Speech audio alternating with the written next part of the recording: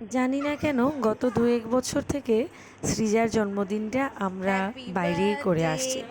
এটা কোনো pre planned নয়, কারণ এপ্রিল মাসটাতে সৃজার জন্ম মাস। আর এই মাসটাতে না দেখলাম সানসৃজের পরীক্ষাও শেষ হয়ে যায়।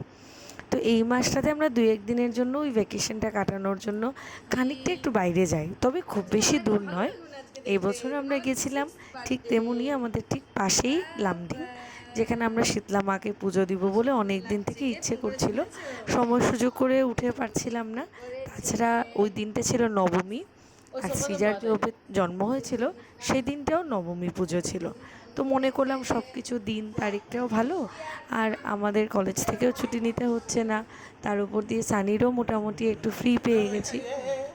তাই আমরা সকলে মিলে রাত্রের গাড়ি করে আমরা পৌঁছে গেছিলাম লামডিং ঠিক ভোর রাত্রে। পুরো দিনটা আমরা পুজো করে কাটিয়েছি। নবমী পুজোতে আমরা খুব ভালোভাবে শীতলা মায়ের দর্শন করেছি, পুজো দিয়েছি, বাইরে খাওয়া দাওয়া করে আমরা সন্ধ্যাবেলার দিকে একটা ছোট্ট কেক ঠিক পাশেই একটা দোকান থেকে আমরা নিয়ে আসি। ওইখানে আমরা বিভিন্ন রকমের কেক পেয়েছি, কিন্তু সৃজা যে কেকটা ভালোবাসে ওই কেকটার একটা ছোট্ট সাইজের কেক পাইনি, তাই বলে এই ছোট ছোট পিসের কেকগুলোই নিয়ে আসছি।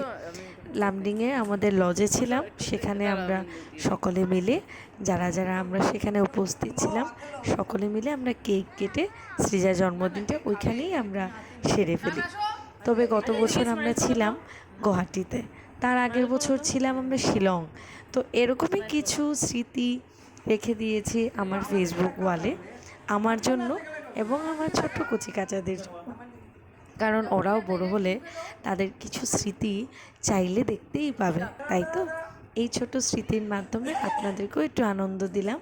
আপনাদের যদি ভালো লেগে থাকে অবশ্যই কমেন্টে জানাবেন, আর ভালো লাগলে ভিডিওটি শেয়ার করবেন।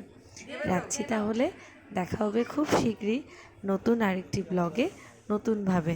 ততক্ষণ অবধি ভালোবাসবেন আমাদেরকে, আপনারাও ভালো থাকবেন। রাখছি, টাটা, গুড নাইট।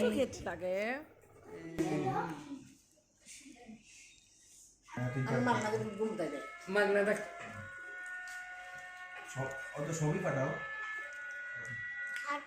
হ্যাঁ ফর্ম করে দিতে দুই একটা অ্যাডভান্স দেবো। কই আর দেবো? হ্যাঁ দিতে পারবে না দাঁড়াও। তুমি সামনে ঠিক খাইয়ে দাও। তুমি সরা